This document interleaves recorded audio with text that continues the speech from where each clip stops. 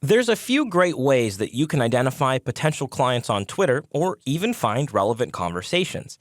You can use search, advanced search, and even explore the followers of any influencers. I'll go through each one briefly and provide some tips as to how to use these methods to your advantage. Now, the primary goal of search is to identify conversations people are having. People talk about all sorts of things on Twitter. They'll discuss sports, major life events, news, vent about a terrible restaurant, and products they use.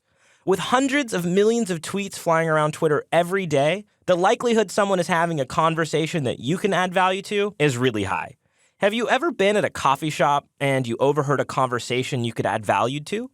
Some of us jump right in. We'll hand our business card and pitch our product.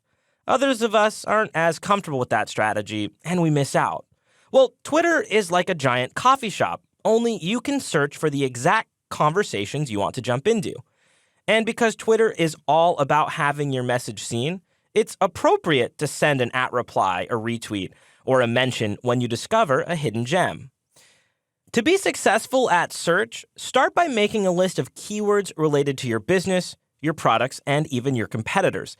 Then imagine yourself in a coffee shop or a trade show or anywhere that you're likely to find leads. Make another list of the phrases or keywords that would indicate to you, hey, that's an opportunity for me to make a sale.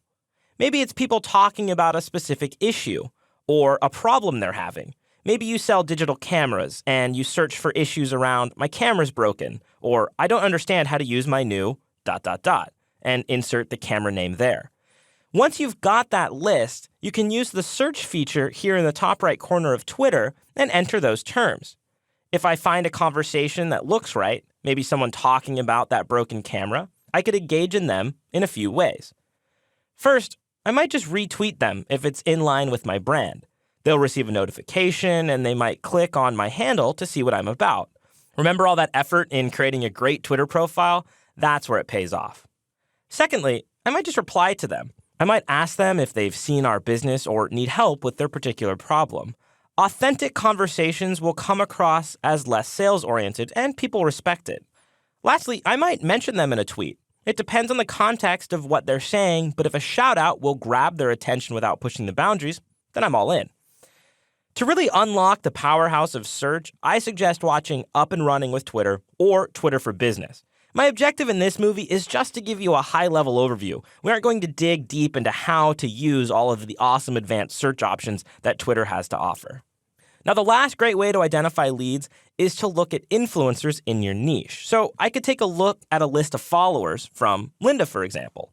If I clicked on the following option here on the lynda.com Twitter page, I can see all of the accounts that Lynda follows. I might look for a few accounts that have a lot of followers or are in the same niche as me. Then I'll tweet something to them. Perhaps they'll retweet it to their audience. Explore the various options available to you and decide which works best for finding those topics and conversations that you need to join.